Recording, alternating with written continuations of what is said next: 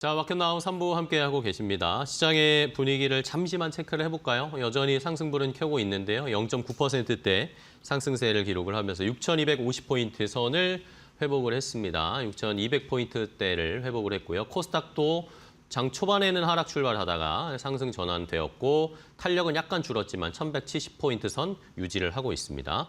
자, 오늘 계속 말씀 체크해드리지만 외국인의 수급을 저희들이 계속 보잖아요. 외국인들이 오늘 코스피에서는 오늘도 현물은 좀 매도합니다. 하지만 기관이 현물 매수하고 있고 중요한 게 선물에서 외국인들이 오늘도 4,500억 원 넘게 계속해서 좀 매수를 하고 있으니까 상승불, 외국인의 선물, 기관의 현물 매수가 함께 시장을 끌어올려주고 있는 모습입니다. 자, 그럼 이제 시장의 분위기를 종목 이야기 나누면서 온도를 더 느껴보도록 하겠습니다. 오장 종목 레이더, 오늘은 타키온 뉴스의 조우진 대표와 함께하겠습니다. 대표님, 안녕하세요. 예, 안녕하세요. 네, 반갑습니다. 자, 조우진 대표님과 함께 또 역시 대표님이 늘 말씀해 주시는, 추적해 주시는 종목들 작년부터 저희가 계속 끌고 오고 있습니다. 현재 현황은 어떤지 한번 일단은 이 종목들의 랭킹 순위를 좀 확인을 해보도록 할게요. 함께 보시죠.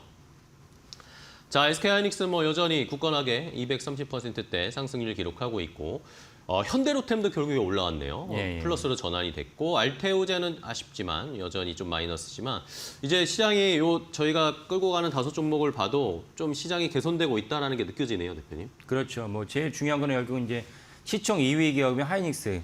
하이닉스가 이제 얼마만큼 이미 많은 분들 아시지만 지난주에 하이닉스가 이란 전쟁 터지기 직전에 주가를 갖다가 이제 돌파했죠. 네, 그래서 9점 돌파했습니다. 예, 그 사상 최고가를 이제 찍고 있습니다. 그래서 이것이 이제 그대로 진행된다면 그리고 목요일 날 23일 날 이제 잠정 실적을 발표하니까 그때 이제 그 많은 곳에서 예상하기로는 40조 정도는 이제 웃돌 것으로 봅니다. 그래서 전망과 실제로 실적이 이제 찍힌 건 다른 차원이기 때문에 거기 확인되면 또 한 번 하이닉스가 우상향할 어떤 여력을 갖게 된다, 에너지를 얻게 된다 이렇게 보시면 될 것 같습니다. 네, 알겠습니다. 자, 이렇게 시장에 저희가 끌고 오는 종목들 상승률이 조금씩 다시 회복되고 높아지고 있는데 그러면 오늘 더 자세하게 좀 분석해볼 오후장 종목 레이더 첫 번째 종목은 뭘지 바로 확인을 해볼까요? 첫 번째 종목 공개합니다. 역시 SK하이닉스를 제일 먼저 봐야 됩니다. 예. 이번 주에 SK하이닉스도 중요한 분기점 이벤트들이 굉장히 많습니다. 일단은 전쟁 추이를 좀 어쨌든 영향을 받을 수밖에 그렇죠. 없으니까 예. 한번 체크해 볼까요? 예. 전쟁과 하이닉스는 관계가 직접적으로 있기도 하고 없기도 합니다. 직접적 관계가 있다고 한다면 결국 헬륨, 그 반도체 공정에 필요한 헬륨을 갖다가 카타르에서 이제 조달하다 보니까 호르무즈 해협이 지금 막히지 않았습니까? 그 부분이 직접적으로 연결될 수도 있고 직접적 연결이 아니다라고 볼 수 있는 거는 헬륨이 굳이 카타르에서 오지 않아도 러시아나 이제 다른 데서 올 수 있기 때문에 그리고 제가 지난번 말씀드린 충분히 SK하이닉스가 세계적 기업이기 때문에 한 곳에 공급망이 막힌다고 해서 대안을 갖고 있지 않은 것이 아니다. 또 충분한 재고도 갖고 있기 때문에 별로 직접적인 연관이 없다 볼 수도 있습니다. 다른 한편으로는 이제 전체적인 시장의 분위기, 투심이 안 좋아지면서 하이닉스가 좀 내려갈 갔기 때문에 만약에 사실은 이란의 종전과 호르무즈 해협의 개방을 갖다 별개로 봐야 됩니다. 이란 전쟁은 지속된다 할지라도 안정적으로 이제 원유가 이제 호르무즈 해협을 지나간다면 SK하이닉스를 비롯한 우리나라의 반도체 종목은 사실상 전쟁에서 아무런 영향력에서 받지 않는다, 영향력에서 벗어난다 보시면 되겠습니다. 그러면 아까 말씀드린 하이닉스가 지난주에 먼저 이란 전쟁 이전에 전고점을 돌파했기 때문에 이 추세가 이제 그대로 지속된다면 200만 원도 가능하지 않을까라고 생각을 합니다. 네. 그러니까 결국에는 지금 호르무즈가 열리느냐 안 열리느냐 이게 가장 중요한 그렇죠. 포인트죠. 예. 미국과 이란이 전쟁을 하든 그거는 또 차후의 문제이고. 다른 문제이고. 예. 호르무즈 지난주 금요일에 근데 또 열린다고 했다가 또 갑자기 또 막고 이런 상황이 펼쳐지는데 미국의 입장은 뭘까요? 예. 제가 볼 때 제일 우려되는 건 뭐냐면은 호르무즈 해협을 사실은 미국은 당연히 열고 싶어 해서 많은 이제 군함을 호르무즈 해협에 파병 보내지 않았습니까? 근데 문제는 무엇이냐면 이란이 신정 국가, 그러니까 무슬림의 지배하는 종교와 정치가 일원화된 신정 국가인데 하지만 최고 지도자가 사망하고 그 아들 모스타바를 내세웠는데 모스타바도 여러 가지 전망을 봤을 때 이미 죽은 것 같습니다. 건강이 안 좋다 이런 얘기 나옵니다. 신정 국가라는 이제 차원에서 봤을 때 구심점을 동의는 못하지만 어쨌건 하나의 그 획일적인 어떤 지휘 통제 체계를 하려면은 신정국가에서 그런 구심점이 되는 사람 한 명이 필요합니다. 그러면 모스타바가 죽고 없다면 그걸 누가 할 것이냐. 심지어 지금의 어떤 이란의 외무부 장관과 이란의 군부, 혁명수비대하고는 큰 이견이 보이고 있습니다. 말이 달라요. 또 나오는 말이. 그래서 지금 일각에서는 이란 정부 자체가 국가 자체가 지금 괴멸 수준이다. 국가 자체가 와해되고 있다. 이런 어떤 우려도 있습니다. 저는 타당성이 있다 봅니다. 근데 이게 왜 중요하느냐? 미국이 누구랑 협상하는데 단일 체제가 있으면 협상하기가 수월한데 한쪽에서는 야 우리 개방을 해줄 거니까 여러 가지의 어떤 제재를 풀어줘라고 얘기하는데 한쪽에서 특별히 군부에서는 우리는 뭐 어느 나라 눈치 볼 필요 없이 우리는 독자적으로 이란이라는 나라를 이끌어 갈 거야 라고 해버리면 사실 좀 문제가 좀 길어질 수가 있죠. 그러니까 결국은 제일 중요한 호르무즈의 해협의 어떤 개방이 이란의 군부가 이란 혁명 수비대가 만약에 동의하지 않고 끝까지 이제 항전을 갖다가 일사를 한다면 이게 좀 장기화될 수 있다. 하지만 시장에서는 이미 아니 장기화 돼도 얼마나 되겠냐라는 차원에서 이미 벌써 뭐 네. 미국도 S&P 500이 뭐 전고점을 뚫었으니까요.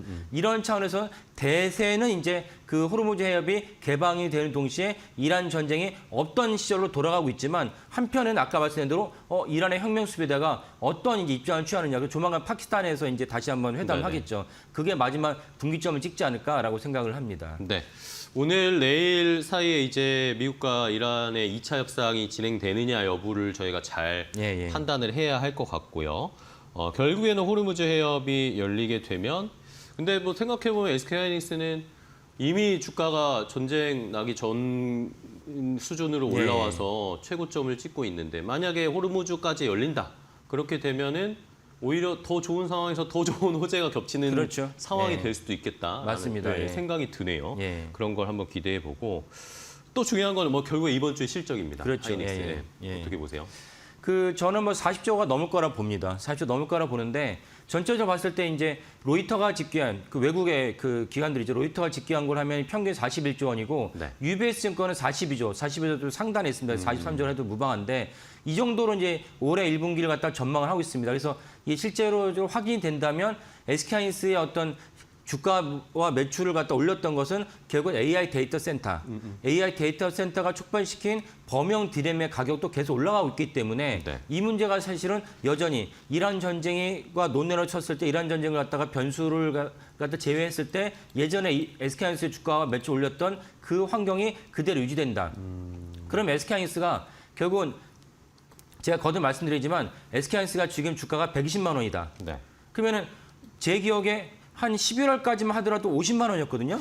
근데 연말로 가서 100만 원 돌파했어요. 제가 이 코너에서 말씀드린 것 같은데 제 지인이랑 이제 저한테 어떤 종목이 좋으냐, SK하이닉스 어떻게 생각하느냐라고 얘기하다가 제가 그 매수를 권유했어요. 근데 바로 MTS 확인하더니 야 50만 원 너무 비싸잖아요. 너무 비싸. 이런 얘기 많이 하시죠. 그래 그때 샀으면 지금 얼마입니까? 이란 전쟁과 무관하게 100% 넘게 수익을 거뒀어요. 제가 이 얘기를 왜 드리냐면은 주가를 봤을 때 절대적인 주가보다는 PER이라는 관점에서 봐야 되는 것이죠. 지금 삼성전자 주가가 20만 원 올라갔죠. 삼성전자 20만 원을 돌파했지만 2017년 10월에 당시에 삼성전자가 50분의 1로 액면 분할을 했어요. 그럼 액면 분할하기 이전의 주가로 환산하면 지금 삼성전자 주가는 1,000만 원이에요. 그 20만 원 싸고 1,000만 원 비싸 보입니까? 그게 아니죠. 그쵸. 삼성전자 주가 올라간 것은 너무나 많은 범용 디램의 그 판가가 올라가면서 삼성전자 천문학적인 뭐 지금은 뭐 어떤 예상까지 나오고 있습니까? 엔비디아보다도 액수만 치면 영업이익이 더 많을 것이다. 그쵸. 그래서 삼성전자가 거칠 것도 없이 20만 원 돌파했습니다. 그러면 20만 원 싸 보이고 1,000만 원 비싸 보입니까? 이렇게 접근하시면 안 되고 SK하이닉스 같은 경우도 120만 원 돌파한다. 200만 원 간다. 싸 보이죠. 하지만 UBS 증권 같은데 맥쿼리 증권 같은데 올해뿐만 아니라 내년에 영업이익을 갖다 끌어왔을 때 PER이 얼마냐? 300 미만입니다. 그 PER 말씀해 주시니까 한번 추이 좀 볼까요? 다른 회사들이랑 좀 비교를 해봐야 시청자분들이 좀 이해하기 쉬우실 것 같아요. 그래서 이게 나왔네요. 이제 그 PER 추이인데 그 맨 윗단의 그 붉은색과 그 아랫단의 회색이 이제 SK하이닉스인데 이 PER 추이를 보면서 중요한 것이 무엇이냐? 맨 윗단에 삼성전자와 SK하이닉스의 PER 추이가 상당히 벌어져 있었죠. 왜 벌어져 있었냐? 상대적으로 외국인들이 봤을 때 한국의 대표적인 기업은 어디냐? 삼성전자다. 그러면 삼성전자는 SK하이닉스보다는 그래도 높게 평가해줬어요. 그래서 PER 배수가 SK하이닉스보다 월등히 높게 돼 있어요. 그랬다가 지금 점점 작년 하반기를 접어들면서 SK하이닉스가 주가가 엄청나게 시세를 분출했던 작년 하반기 이후로 보면 PER의 간격이 확 줄어들었죠. 네네. 그 말은 무엇이냐? 외국인들이 봤을 때는 삼성전자가 더 이상은 한국의 대표적인 종목이 아니다. 반도체를 논외로 치고 한국의 대표적인 종목이 아니고 어디를 더 대표적인 종목으로 봐야 되느냐? SK하이닉스를 대표적인 종목으로 봐야 된다는 입장이 입김이 더 강해졌던 것입니다. 그래서 이제 PER의 간격이 줄어든 것이에요. 왜 PER 간격이 줄어드냐? 아까 말씀드린 대로 월등히 삼성전자 PER이 좀 싸요. 싸지만은 그거보다 더 싼 종목이 SK하이닉스고 SK하이닉스다. 그리고 똑같이 싼데 보다 더 반도체에서 보다 더 우리가 가산점을 둬야 될 것이 무엇이냐? HBM이죠. HBM에 있어서는 삼성전자보다 SK하이닉스가 우월한 것은 분명한 사실이다. 삼성전자가 올해 뭐 엔비디아에다 세계 최초 양산했나 안 했나 뭐 그런 얘기했지만 저는 뭐 그건 별로 비중을 둘 필요 없다고 생각합니다. 그럼에도 불구하고 삼성전자의 그 주장을 받아들인다 할지라도 여전히 SK하이닉스가 HBM 보면 세계 최강자 아니냐. 그래서 삼성전자가 받았던 최고의 프리미엄을 갖다가 SK하이닉스 넘어가고 있습니다. 이 때문에 PER 배수가 줄어들고 있고 이 PER 배수가 줄어든 것은 올해 역전될 가능성이 높다. 역전되는 것은 무엇이냐? 삼성전자나 SK하이닉스의 시총이 역전될 가능성이 저는 높다고 봅니다. 예, 이런 것들이 사실은 SK하이닉스의 주가에 그대로 반영되고 있다라고 보시면 될 것 같습니다. 알겠습니다.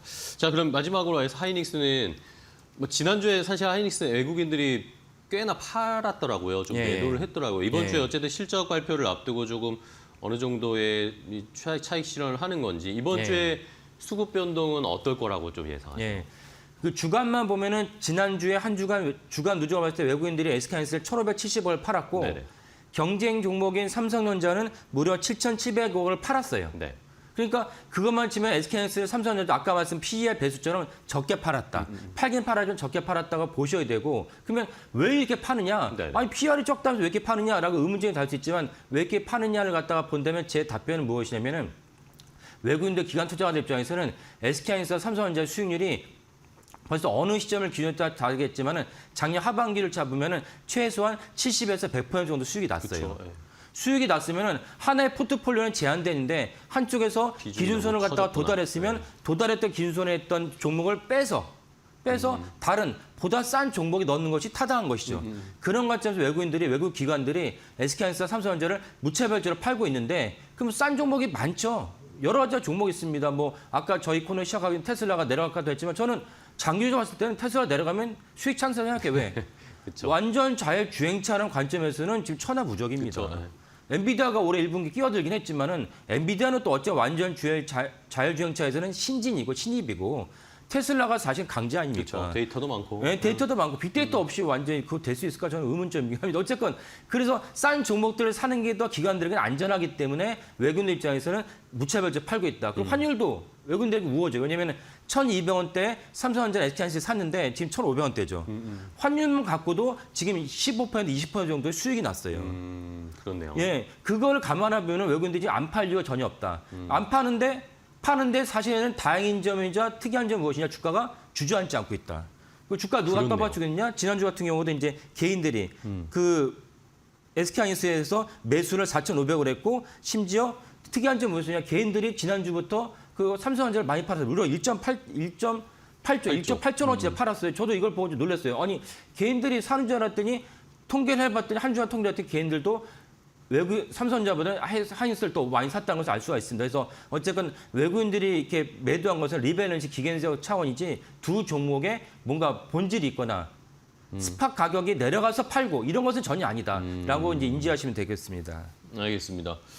결국에는 펀더멘털의 문제나 이런 것들은 없고 사실 뭐 삼성전자, 하이닉스 지금 상황 보면 전쟁에도 그렇게 영향을 받지 않고 있고 예, 예. 그렇죠. 그런 상황에서 외국인들의 매도는 좀 계속 나오는데 그건 어쨌든 그 외국계 거대 기관들의 포트 조정의 그렇죠. 차원이지 이제 거기 또 수익이 많이 났으니까 비중이 커져 버렸을 거 아닙니까? 그렇죠. 예, 그러니까 그런 것들을 덜어내는 차원이지 크게 문제될 거 없다라는 그런 의견. 결국 이번 주에 하이닉스 실적이 나오고 어떻게 한번 주가가 변하는지 알아보도록 하겠습니다. 자, 오늘 조우진 대표님과 함께했습니다. 대표님 오늘 좋은 SK 하이닉스 분석 해주셔서 감사하고요. 다음 시간에 또 뵙겠습니다. 오늘 고생 많으셨어요. 예, 감사합니다. 고맙습니다.